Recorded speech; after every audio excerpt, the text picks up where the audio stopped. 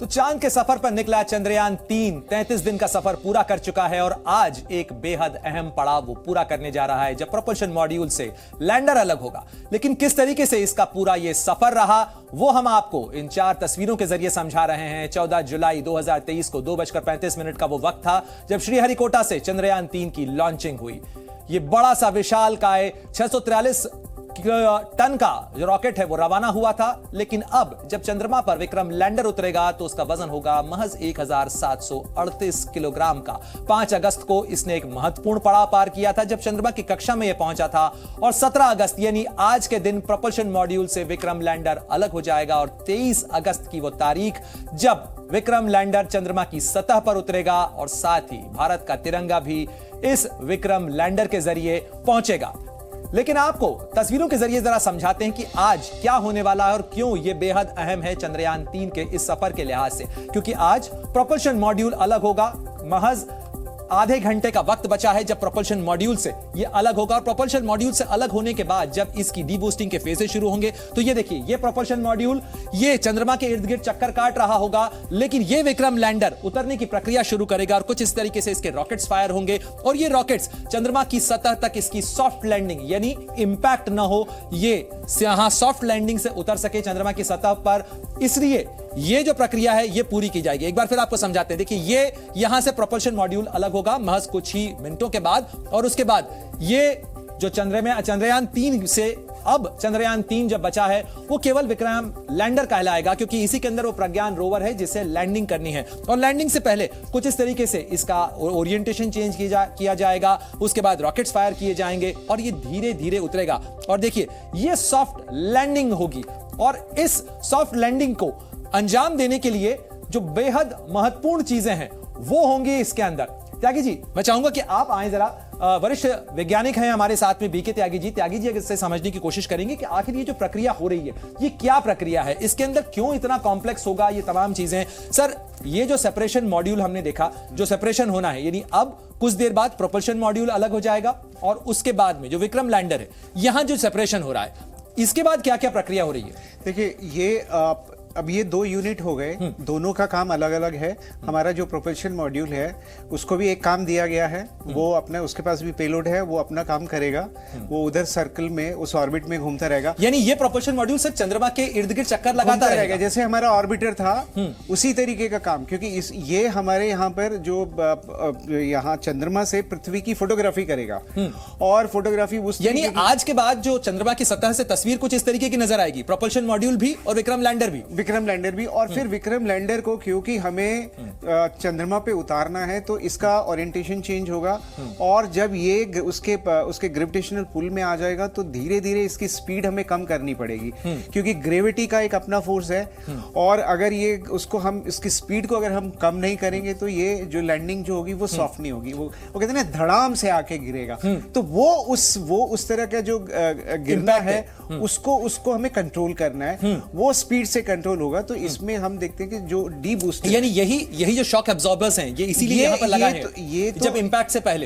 से पहले वो है, लेकिन उससे पहले हमें इसका जो स्पीड है वो कम करना होगा क्योंकि जैसे हम जो पृथ्वी की जो ग्रेविटी है उसके 1/6 चंद्रमा की है तो फिर भी जो स्पीड है काफी ज्यादा होगी। अगर तो सर धरती से ये जब सेपरेशन हो रहा है आज के बाद यहां ये सेपरेशन हो जाएगा और अब चंद्रयान 3 कुछ इस शक्ल के अंदर होगा। हाँ,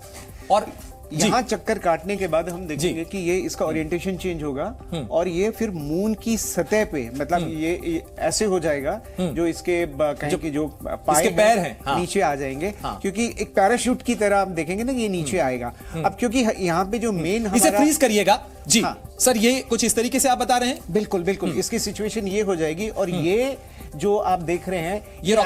रॉकेट्स हैं, ये उल्टी दिशा में जो प्रेशर क्रिएट कर रहे हैं यानी कि एक ऊपर से फोर्स लग रहा है और नीचे से, तो वो बैलेंसिंग एक्ट है कि ये जब इसकी लैंडिंग हो वो ऐसी हो कि इसके ऊपर इंपैक्ट ना आए, यानी इसके अंदर जो सेंसर्स लगे हुए हैं उनको किसी तरीके का डैमेज ना हो और इसके अंदर इटसेल्फ हम देखें ना कि हमारा प्रज्ञान है क्योंकि वो तो एक जैसे बच्चा एक कोख में होता है ना, उसको बचा के रखा जाता है क्योंकि मेन काम उसका भी है।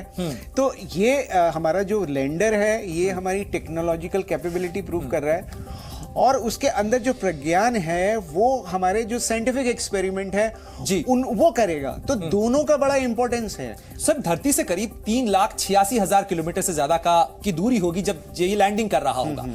इतना कितना कॉम्प्लेक्स होता है इसको कंट्रोल करना ऐसे में जबकि दूरी इतनी ज्यादा हो। देखिए यहाँ पे ना एक जो सबसे बड़ी कॉम्प्लेक्सिटी आती है कि वो रियल टाइम कम्युनिकेशन नहीं होता है, क्योंकि चंद्रमा पे एटमॉस्फेयर नहीं है, तो सिग्नल जो है हमें थोड़ा लेट मिलता है। तो यहाँ पर जो हमारा विक्रम लैंडर और जो प्रज्ञान है ये खुद डिसीजन ले रहे हैं। मतलब एआई बेस्ड जो कहेगी आर्टिफिशियल इंटेलिजेंस का इस्तेमाल करते हुए ये अपने डिसीजन लेंगे एक स्टेज के बाद, क्योंकि जो रियल टाइम कंट्रोल करना इनको थोड़ा मुश्किल है। तो वो जो ऑलरेडी प्री प्रोग्राम है, आप सोचिए कितना कॉम्प्लेक्स मैकेनिज्म है कि एक एक सेकंड का भी कई हिस्सा करने के बाद नैनो सेकंड्स के में इसको कैलकुलेशंस करने हैं और वो उस परफेक्शन से अभी तक ये काम कर रहा है। तो ये एक टेक्नोलॉजिकल कैपेबिलिटी हमारी इंडिया की कहीं ना कहीं सीना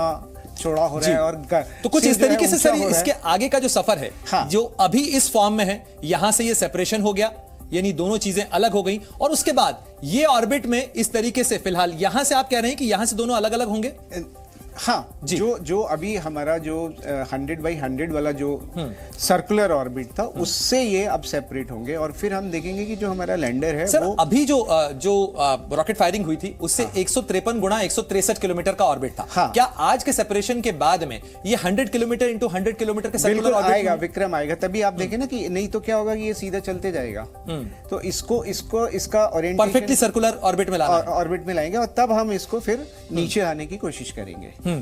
और ये जो इंपैक्ट आप कह रहे हैं उस इंपैक्ट से पहले जो है हाँ। इसके रॉकेट्स फायर होंगे, और रॉकेट फायर होने के बाद में इसको स्टेबलाइज किया जाएगा। ये उल्टी दिशा में हो रहा है कि जो ऊपर से जो फोर्स लग रहा है उसको कम करने के लिए, यानी गुरुत्वाकर्षण जो चांद का है उसको माइनस करने के लिए, न्यूट्रलाइज करने के लिए, और इस तरीके से कि ये जो जब नीचे उतरे। तो सर कुछ इस तरीके से आप जो कह रहे थे कि इसकी कोख के अंदर जो प्रज्ञान रोवर है वो रैम्प के जरिए बाहर आएगा, रैंप पे एक रैंप खुलेगा जब विक्रम। तो आप समझने की कोशिश करिए कि कितना कॉम्प्लेक्स ये ऑपरेशन होने वाला है। और जैसे कि त्यागी जी बता रहे हैं कि इस पूरी प्रक्रिया के अंदर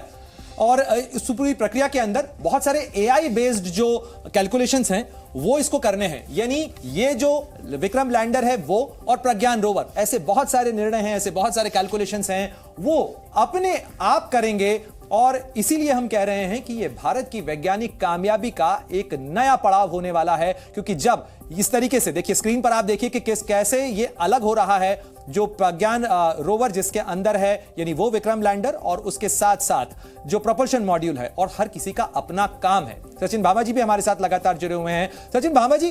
चांद के ऊपर पहुंचकर, चांद पर कहा जाए कि इंसान का जो इंटरेस्ट है वो बहुत लंबे समय से रहा है, सदियों से रहा है। 1959 के जो पहला लूना मिशन था उसके बाद से लेकर अभी तक के अंदर अगर बात की जाए तो ये पूरी यात्रा जो है वो चांद के अंदर एक नए इंटरेस्ट को जगा रही है। जो अभी हम देखें लूना 25 रशिया ने लॉन्च किया है और भारत का चंद्रयान भी लगभग आसपास पहुंचेगा। इस नए इंटरेस्ट के पीछे वजह जी न्यूज़।